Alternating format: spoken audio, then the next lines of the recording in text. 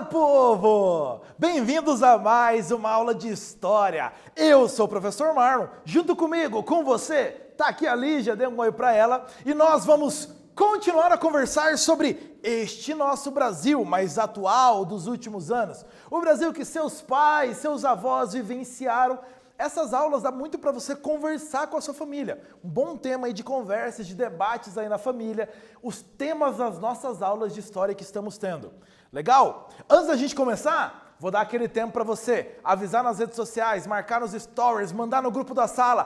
Tá começando a aula de história, avisa geral, a melhor matéria que tem. Enquanto isso, você que tem acesso ao Classroom, lembre-se, clique na atividade obrigatória, faça a atividade obrigatória e garanta sua presença e sua avaliação. Você que responde as questões pelas aulas, pelo kit impresso da sua escola, lembre-se de realizar com muito capricho, como você sempre faz, e de marcar com a sua escola o melhor momento para levar em segurança, tranquilidade e também garantir sua presença e a sua avaliação. Recados dados, a nossa aula começa relembrando nossa última. E o que nós estudamos na última aula? Lembra? Momento dramático da nossa história. O impeachment do presidente Fernando Collor. Isso, olha aí. O presidente foi acusado de corrupção. Essa corrupção teria ocorrido em ações que foram lideradas pelo tesoureiro de campanha dele, o PC Farias. Ainda, você viu que o movimento Caras Pintadas, protagonizado por estudantes durante o ano de 92, exigia moralidade na administração pública, ou seja, exigiam o fim da corrupção e a saída do presidente. E você viu que o processo de impeachment aberto foi finalizado no dia 29 de dezembro de 1992 com o impeachment, a renúncia e o impeachment do presidente Fernando Collor. O presidente saiu e agora quem assume? O vice, Itamar Franco, tema da nossa aula de hoje. Bem-vindo a essa aula. O que vamos estudar hoje? Nós vamos analisar o governo do presidente Itamar Franco e essas tentativas, então, agora de conciliação nacional. Ainda nós vamos ver a importância da criação do Plano Real nessa história econômica brasileira. Bora começar nossa aula? Vamos embora? Vamos junto? Olha essa imagem aparecendo para você. Esse carro é certeza que você conhece. Certeza você já viu por aí. Este é o Fusca, o veículo da Volkswagen que marcou época, mundo afora e tantos anos. No Brasil, a volta do Fusca foi um grande símbolo do governo Itamar Franco. Se você, de novo, conversar com a sua família, as pessoas mais velhas, eles vão se lembrar do Fusca Itamar. O que é isso? Foi anunciado em 93 a volta da fabricação do Fusca. E entre 94 e 96 ele foi fabricado no Brasil. E é muito emblemático, muito simbólico, porque lembra que no governo Collor, derrubadas as taxas de importações, muitos carros importados, carros de luxo começaram a entrar. Mas o Itamar queria um carro popular, com preço acessível. Então, a volta do Fusca, esse grande símbolo de carro popular no Brasil. Esse veículo foi fabricado pela Auto Latina, que era uma joint venture, uma junção comercial aí de produção da Ford com a Volkswagen que existiu aqui no Brasil. Então, o Fusca voltou ao Brasil em meados dos anos 90, grande símbolo dessa época. Governo Itamar Franco, converse com a sua família, é assunto para boas histórias aí com a família. Começando nossa aula, quem era Itamar Franco? Este senhor, então, agora a foto mais aproximada que está à sua direita. O Itamar Franco, ele era vice-presidente do Fernando Collor. Mas o Fernando Collor sofreu impeachment e renunciou. Então ele assumiu a presidência interinamente durante o processo de impeachment, ou seja, no dia 2 de outubro de 92. E assumiu definitivamente, com a renúncia do presidente, o impeachment, no dia 29 de dezembro de 92. O Itamar é natural de Minas Gerais e ele havia se destacado já em vários cargos políticos na oposição ao regime militar. Já havia ganho um destaque nacional na oposição ao regime militar. E ele buscava, então, essa imagem, ele buscava ser essa ideia de conciliador e de independente ao Collor. fazer um governo que conciliasse o país e mostrasse que ele não era como era o Fernando Collor. Então, ele escolheu políticos de diferentes partidos, principalmente dois. O PMDB, você já viu em várias aulas, Partido do Movimento Democrático Brasileiro, e o PSDB, para compor, então, esse governo dele. Ele escolheu membros dos dois partidos aí, principalmente. Mas outros partidos participaram dessa base do governo Itamar. Foram realizadas no governo Itamar algumas continuidades, como, por exemplo, as privatizações de empresas que já havia sido iniciado lá o projeto no governo do Collor. Privatizações como Embraer, Açominas e da Companhia Siderúrgica Nacional, que iniciou o processo e terminou depois. Outro grave caso de corrupção aconteceu no governo Itamar, mas ele conseguiu que esse escândalo não fosse ligado ao nome dele. Então, qual é esse esquema de corrupção? Como havia acontecido no governo Collor, um esquema grande de corrupção no governo Itamar. O chamado escândalo dos anões do orçamento. O desvio de cerca de 100 milhões de dólares do orçamento federal. Do dinheiro que o governo tem para as obras, para investimento. Dos 25 parlamentares envolvidos, apenas 6 foram cassados, outros tiveram outras penas ou foram inocentados. 6 perderam o mandato por causa desse esquema de corrupção chamado escândalo dos anões do orçamento. Bem importante. Ainda falando sobre isso, era um grupo de parlamentares que se envolveram em fraudes e eles desviavam recursos do orçamento federal, com a participação de outros políticos regionais ainda. Foram investigados por uma CPI, lembra?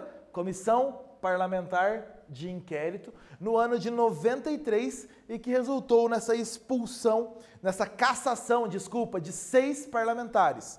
Foi apontado como líder João Alves, do PFL da Bahia, foi apontado como um dos líderes aí. Ele não foi cassado porque ele renunciou antes, mas ele foi apontado como articulador desse grupo.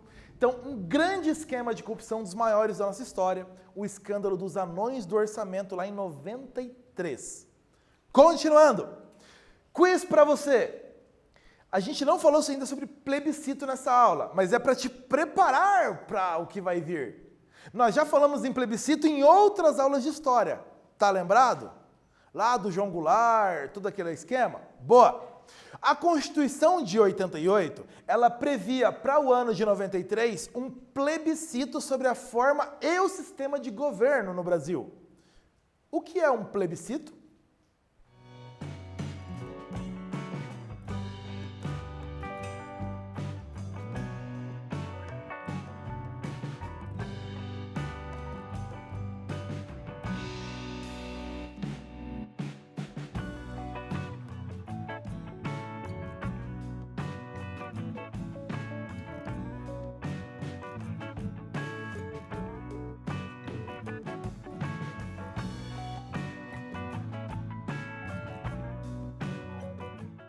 O que é um plebiscito? Protesto? Golpe? Não, você já sabe. É uma consulta popular específica, onde se consulta a população sobre um tema específico para decidir algum tema importante para o país. Legal? Essa aí você já tinha visto lá com o João Goulart, do parlamentarismo, lembra? Boa! Por que eu falei disso? Porque em 1993, então em abril, foi convocado um plebiscito. A população foi votar para decidir um tema importante. Qual? Um dos mais importantes que poderia ser. Escolher a forma e o sistema de governo no Brasil, conforme previa a Constituição. O povo deveria escolher a forma e o sistema de governo. Então, essa é a cédula que o povo deveria votar. Você já viu isso em outras aulas, cédulazinha de papel, marca um X, dobra, coloca na urna. Isso. Tá aqui a cédula para você. Forma de governo, monarquia ou república? Sistema de governo, parlamentarismo, lembra? Com primeiro-ministro ou presidencialismo. Então você deveria marcar uma opção de cada um, coloca na urna e pronto. Está feito o seu voto. Como resultado, república como forma de governo e presidencialismo como sistema de governo venceram a disputa. Então o Brasil manteve-se o que era antes e o que vem até hoje. O Brasil é uma república presidencialista, confirmada nessa consulta popular, nesse plebiscito de 1993. E o governo Itamar, agora confirmado como um Brasil, uma república presidencialista, dando continuidade a esse governo dele, no início de 93, a inflação no Brasil estava em torno de 30% ao mês. Lembra? Alta, descontrolada, um problema muito grande. Itamar, então, ele convidou o sociólogo Fernando Henrique Cardoso para ser ministro da Fazenda. O Fernando Henrique Cardoso era ministro das Relações Exteriores do governo Itamar e agora, então, logo depois foi chamado para ser ministro da Fazenda do governo Itamar e ele tinha uma missão: controlar a inflação. Fazer a inflação no Brasil ficar controlada. Aqui a imagem do seu lado esquerdo do Fernando Henrique Cardoso, que tinha essa difícil missão pela frente: controlar uma inflação que outros governos não haviam conseguido. Lembra? Sarney, Collor, não haviam conseguido. E aí? Então, ele decide pela implantação do chamado Plano Real. Você já ouviu falar de plano cruzado, já ouviu falar de plano Collor, lembra tudo isso? Agora, Plano Real, mais um plano econômico para o Brasil, o que será agora?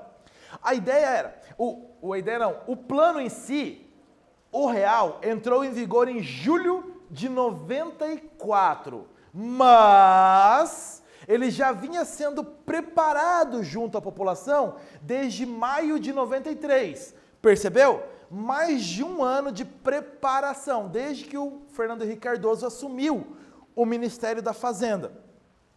O primeiro passo não foi inesperadamente trocar a moeda ou algo que a população não estivesse preparada. O primeiro passo foi reduzir gastos públicos, enxugar os gastos do governo. Depois, como fazer isso? Com cortes nas áreas de saúde, educação e bem-estar. O governo passava a gastar menos em áreas importantes, mas gastava menos.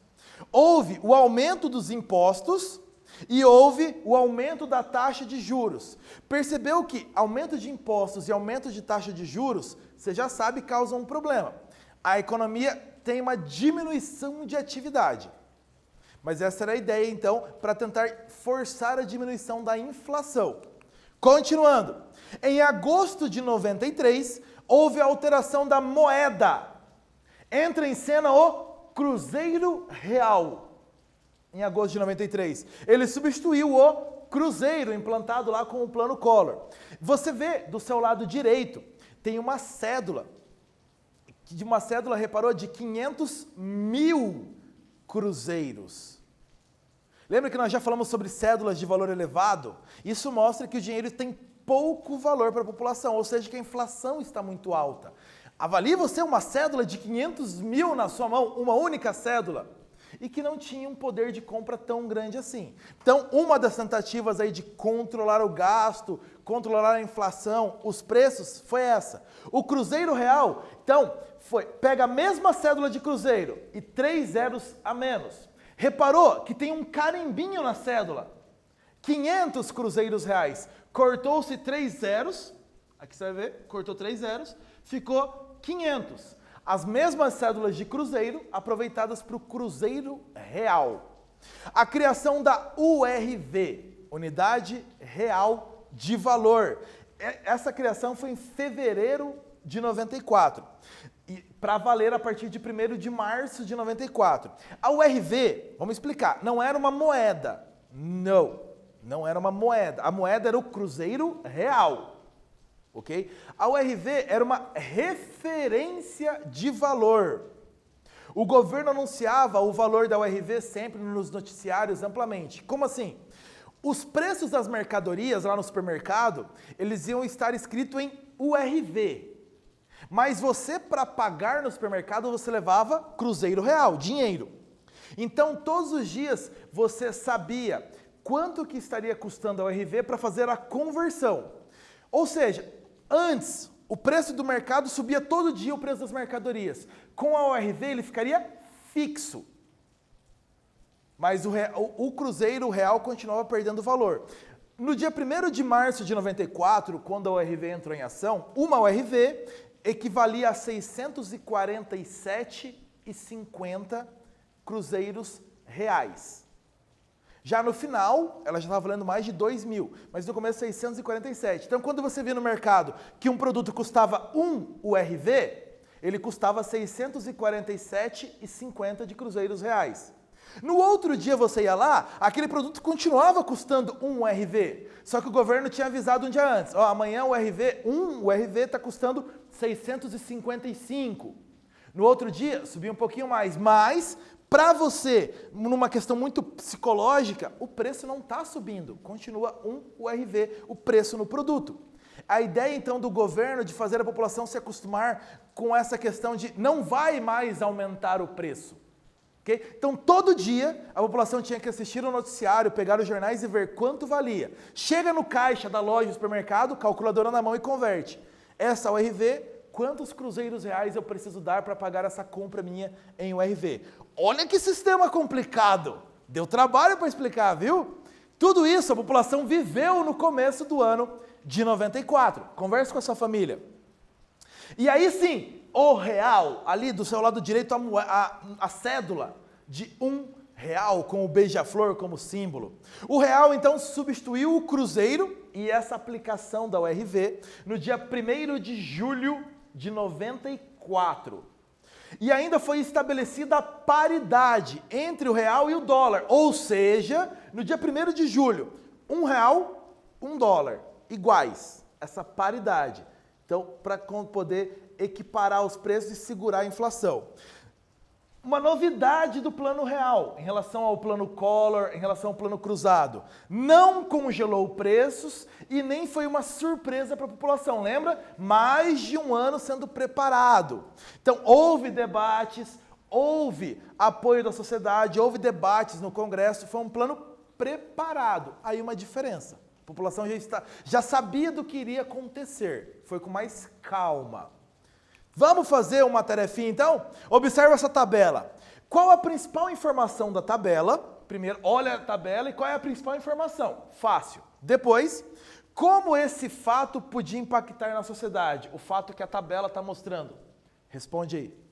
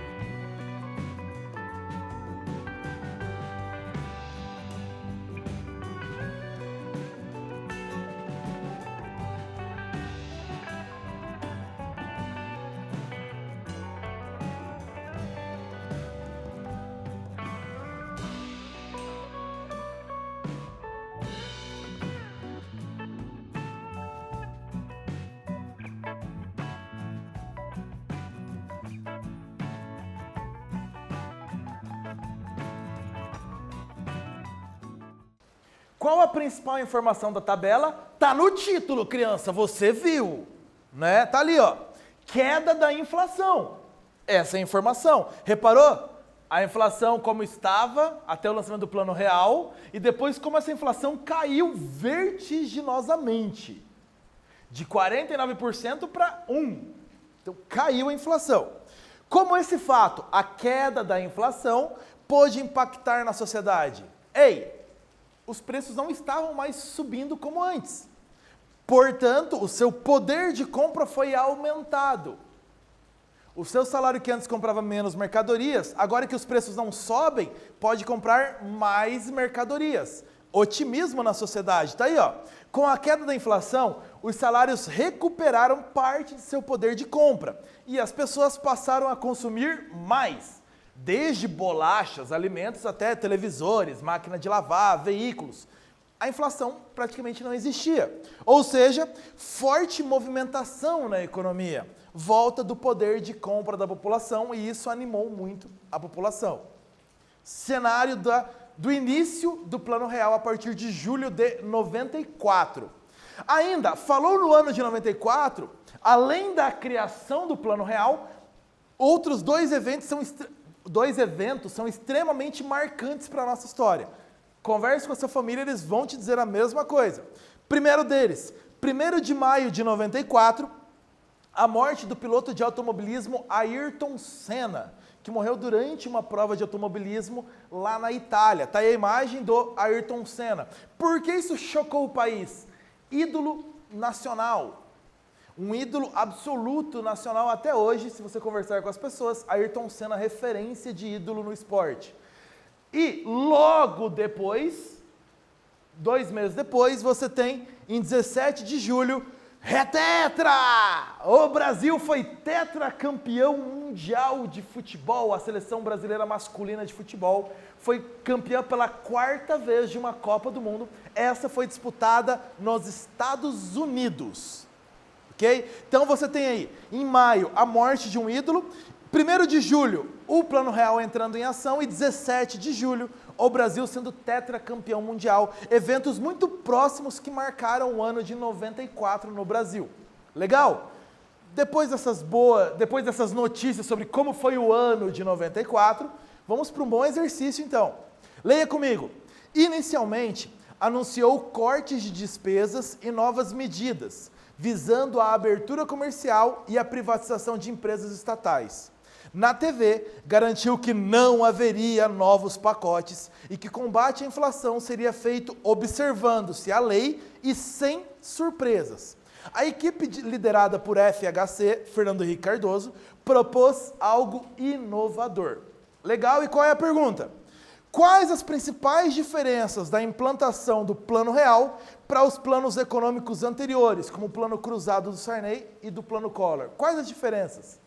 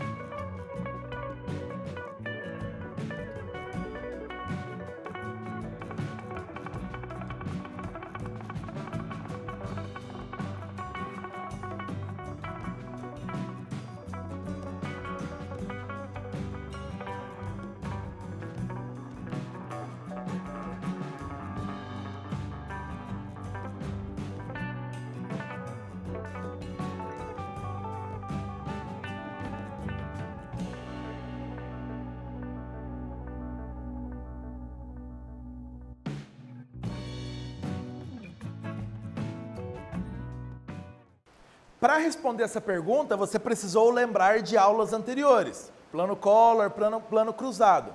Lembra de como foi a implantação desses planos econômicos? De surpresa, anunciados para a população já para valer logo na sequência, e com a criação imediata de nova moeda e ainda congelamento de preços, foi uma característica dos dois.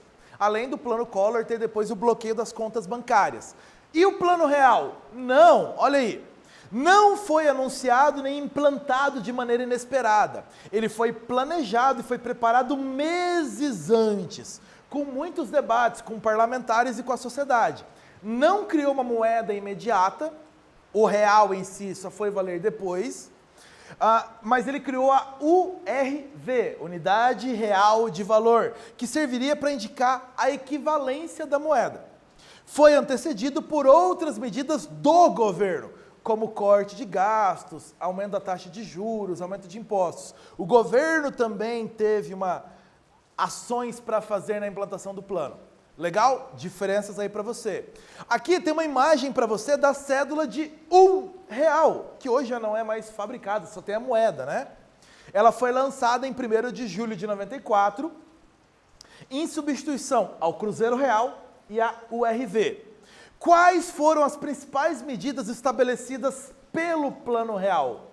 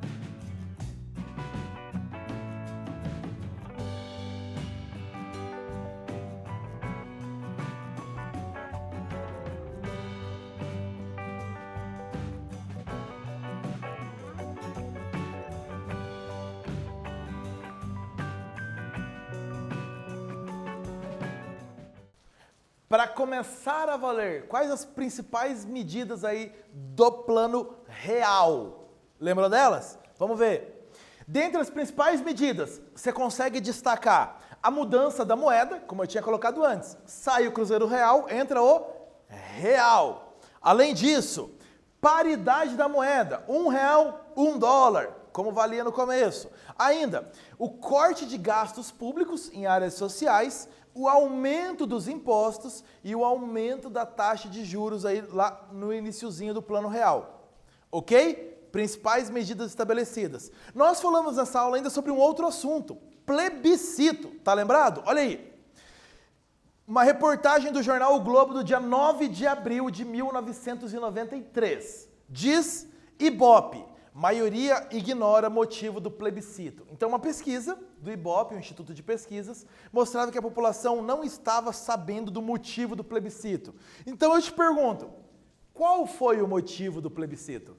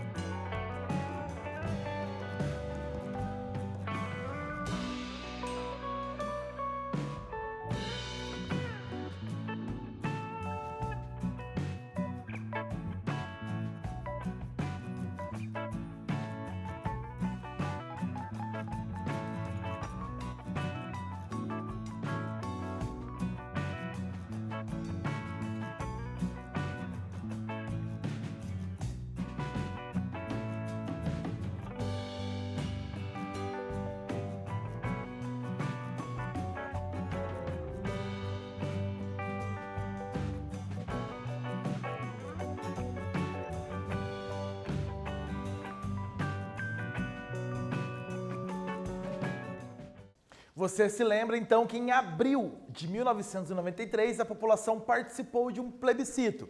Motivo? No dia 21 de abril houve esse plebiscito para decidir a forma e o sistema de governo no Brasil, conforme a Constituição previa. Forma: monarquia ou república? Sistema: parlamentarismo ou presidencialismo? E você se lembra que venceu república e presidencialismo. Era para isso, então, para a população ajudar a decidir forma e sistema de governo. Ok? Vamos fechar a aula de hoje? A aula de hoje você viu que Itamar Franco foi presidente do Brasil entre 1992 até 1994 e assumiu após renúncia e impeachment do presidente Fernando Collor. Você viu ainda a importante criação do Plano Real, um plano de estabilização econômica, que tinha como principal missão parar o crescimento da inflação, comandada pela equipe do ministro da Fazenda, Fernando Henrique Cardoso. E ainda você viu que no ano de 93, em abril de 93, houve um plebiscito que decidiu que o Brasil era um país de república e presidencialismo. Legal? Fechamos a aula de hoje. É isso aí, galera. A gente volta a conversar na próxima aula sobre essa nossa história do Brasil. Tchau, povo!